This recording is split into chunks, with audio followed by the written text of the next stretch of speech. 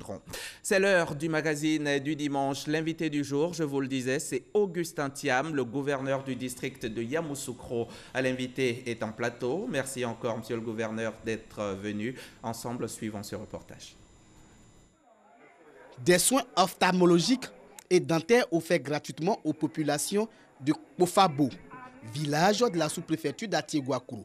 Une activité qui s'inscrit dans le cadre des journées médicales gratuites au profit des populations de la ville de Yamoussoukro et des villages environnants. L'initiative est de l'artiste chanteuse burundaise Kadianine en collaboration avec l'ONG See and Smile, une organisation belge basée à Monaco qui œuvre dans le domaine social.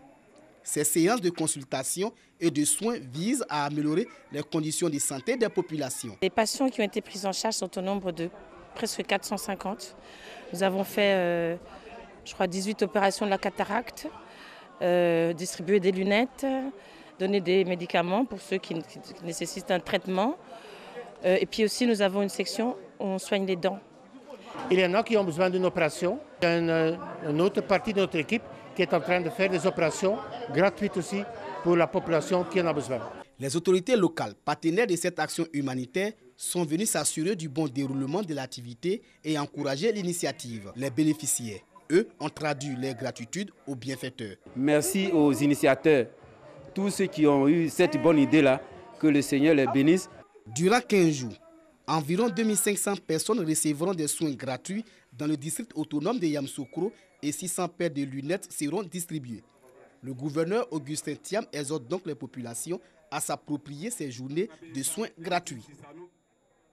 Alors, monsieur le gouverneur, dites-nous un peu plus sur cette collaboration entre le district et l'ONG belge. Écoutez, comme votre petit élément l'a montré, on retient le nom du gouverneur, on retient le nom du district, mais je dois à la vérité de dire que ce n'est pas une initiative du gouverneur tout seul. Comme vous l'avez vu à l'image, c'est Mme Kadianine, artiste internationalement connue, qui m'a abordé, qui m'a informé de l'existence de cette ONG qui s'appelle donc See and Smile et qui est basée à Monaco et qui se proposait de venir en Côte d'Ivoire à leurs frais. C'est important de le noter. Ce sont donc 18 médecins belges qui ont payé eux-mêmes leur billet d'avion.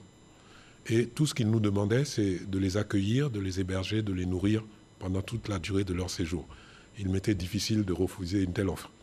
Donc j'ai tout de suite accepté. Et si vous le permettez, je saisis l'occasion aussi pour remercier donc Mme Kadianine, remercier le docteur Klaas Marnix, que vous avez vu tout à l'heure. Je voudrais aussi remercier Monsieur le ministre Ibrahim Ouattara, qui, dès que je lui en ai parlé, a mis à la disposition des médecins belges 2 villas du patrimoine immobilier de la présidence à Yamoussoukro. Je voudrais remercier aussi le colonel-major Dapierre, le directeur général des douanes, parce que les médecins belges sont arrivés avec 48 valises de matériel médical. Et il nous fallait une admission temporaire. Le colonel-major nous l'a donné aussitôt. Et ils sont repartis avec leur matériel. D'accord, des médecins belges, mais des compétences ici, il y en a également. Est-ce que c'est prévu de votre côté? Oui, parce que nous avons apprécié que des médecins belges viennent soigner gratuitement des malades ivoiriens. Mais nous avons toutes ces spécialités-là ici. Et nous avons monté une association, parce que moi-même je suis médecin de formation. Donc nous avons une association de promotion et nous avons commencé à en parler. Et nous sommes en train d'étudier la possibilité de réaliser ça ici nous-mêmes, en faisant des consultations foraines gratuites nous aussi. Et on dit charité bien ordonnée commence par soi-même. Donnons nous-mêmes l'exemple. Ce sera donc peut-être pour bientôt. En ce qui concerne les centres de santé, monsieur le gouverneur, dites-nous, dans vos actions, est-ce qu'il y en a eu de construits récemment ou est-ce que le plateau technique de l'existant a été amélioré? Il faut que je vous dise que bon, le district de Yamoussoukro fonctionne sur un programme triennal. Nous écrivons un programme de développement sur 3 ans et chaque année, nous déclinons une année de ce programme-là. Donc, depuis maintenant 8 ans que je suis là, pour ce qui est de la santé, nous avons construit 8 centres de santé intégrés qui sont surtout dans la sous-préfecture. Parce que le domaine de la commune n'est pas de la compétence du gouverneur. Le gouverneur s'occupe surtout des sous-préfectures.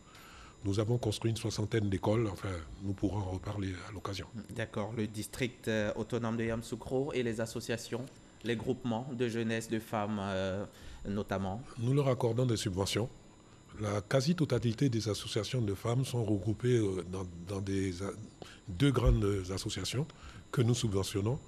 Nous accordons aussi des prises en charge scolaires, environ 1500 chaque année. Et nous avons déterminé des critères objectifs d'attribution de ces prises en charge. Je ne fais pas partie moi-même de la commission qui s'en occupe pour ne pas être l'objet d'interventions ou de pression de toutes sortes. Ils agissent en toute liberté selon des critères objectifs. L'âge de l'enfant, ses résultats scolaires, la situation sociale des parents. Et nous essayons de privilégier les femmes qui élèvent seules leurs enfants. Les projets des jeunes de Yamoussoukro sont-ils aussi appuyés par le gouverneur du district? Des projets viables de jeunes?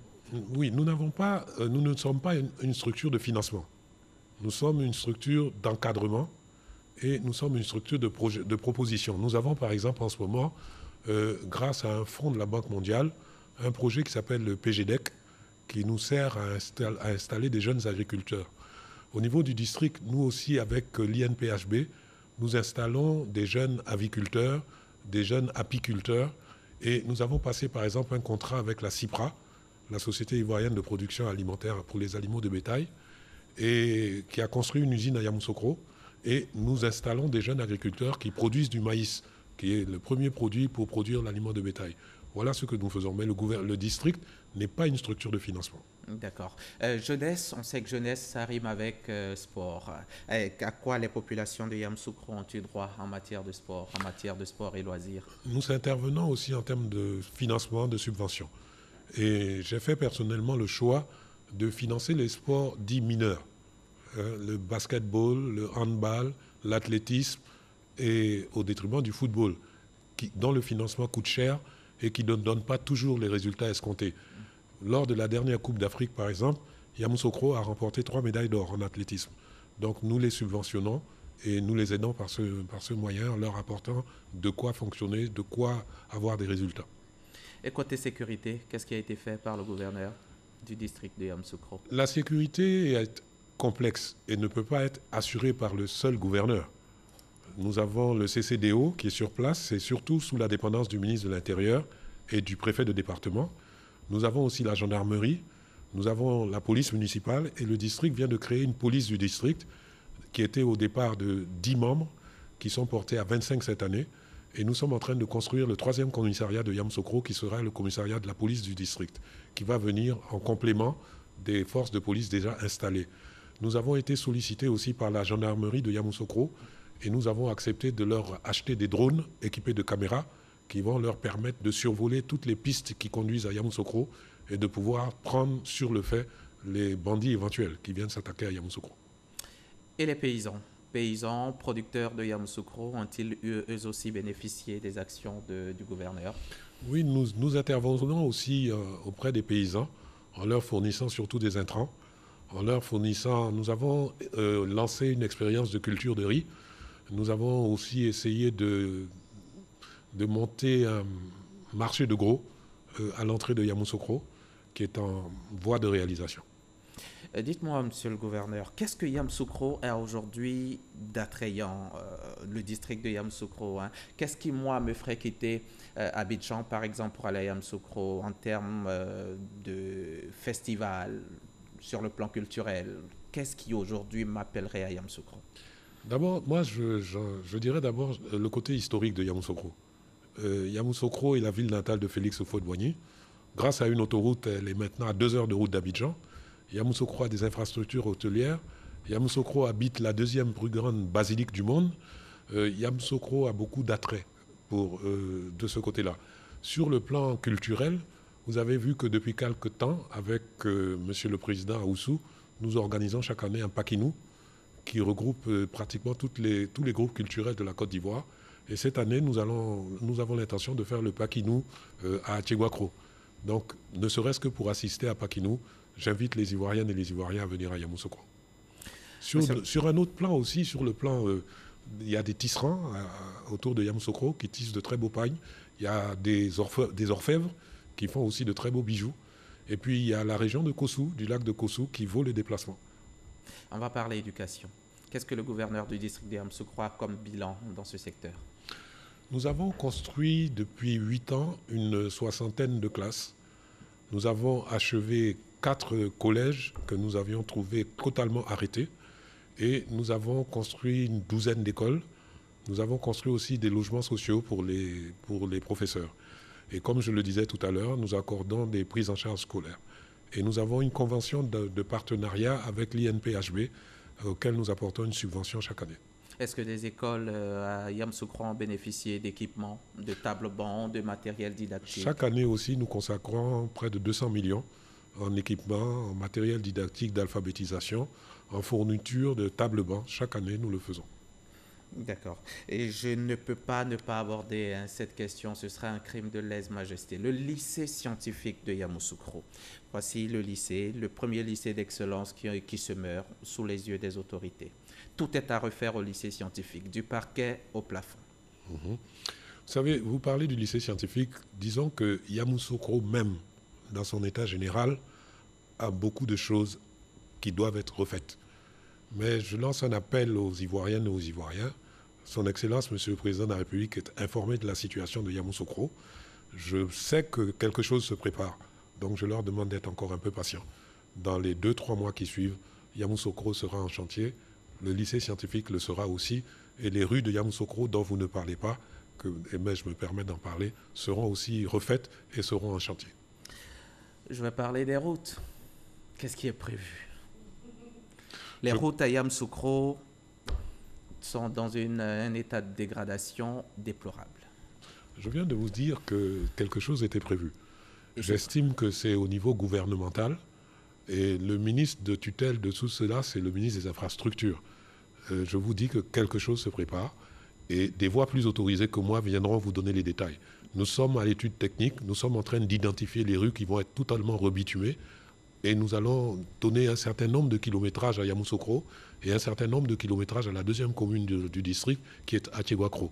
Mais comme je vous le dis, en temps et en lieu, d'autres voix vous êtes plus autorisées que moi viendront vous fournir tous les détails. Mais c'est en cours. Je demande aux populations de se rassurer. Yamoussoukro n'est ni méconnu, ni ignoré, comme je l'ai dit tout à l'heure. Ni abandonné. Ni abandonné, encore moins abandonné. Encore moins. On ne saurait se dire héritier de Félix Houphouët-Boigny et abandonner son patrimoine. Les deux sont inconcevables, vous êtes d'accord avec moi. Et en tant qu'héritier de Houphouët-Boigny, croyez-moi, son Excellence le Président de la République saura faire ce qu'il faut. Et bientôt un stade municipal à Yamoussoukro? Il y a déjà un stade municipal. Le stade dans le cadre de la Coupe d'Afrique des Nations. Voilà, c'est plus qu'un stade municipal, c'est un grand stade. Les travaux ont commencé. Il va être en face du lycée scientifique. Vous admettrez avec moi qu'on ne peut pas implanter un tel bijou dans un mauvais écrin. Agonisant. Voilà, donc l'écrin va être valorisé et vraiment j'en appelle encore à la patience et à la confiance des Ivoiriennes et des Ivoiriens. Ce qui doit être fait sera fait. Sera fait. Monsieur le gouverneur, regardez la caméra, les Ivoiriens, les habitants de Yamoussoukro et puis dites-leur ce à quoi ils auront droit incessamment. Par rapport à Yamoussoukro, vous voulez dire? Par rapport à Yamoussoukro, oui. Tous les Ivoiriens qui aiment Yamoussoukro, tous ceux qui y vivent, tous ceux qui ont à un moment donné vécu à Yamoussoukro, fait l'école à Yamoussoukro, qu'est-ce qui est prévu pour la capitale? Les actions sociales également pour tous vos administrés. Je vous l'ai dit tout à l'heure, les principales artères de Yamoussoukro vont être faites. En termes de sécurité, je vous ai parlé de cette police qui est en train de se mettre en place. Nous allons donc renforcer la sécurité et continuer les différentes actions sociales que nous menons et dont je viens de parler. Je demande aux Ivoiriennes et aux Ivoiriens d'avoir confiance.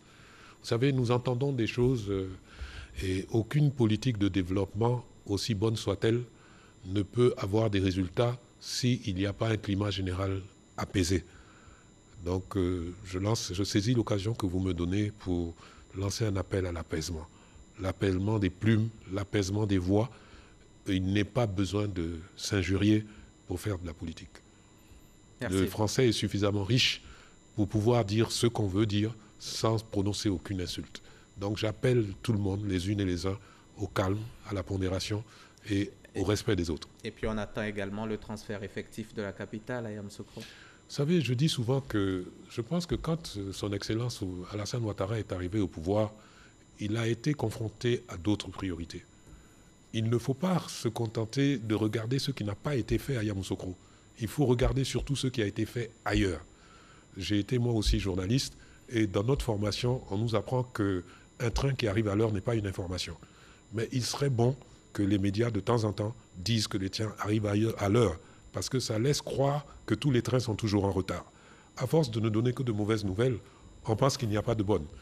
Reconnaissez avec moi que beaucoup de choses ont été faites, même si Yamoussoukro a été un peu délaissé. Yamoussoukro va retrouver son lustre d'antan. Je vous demande d'avoir confiance au chef de l'État. Ce qui doit être fait sera fait. Et juste un peu de patience donc.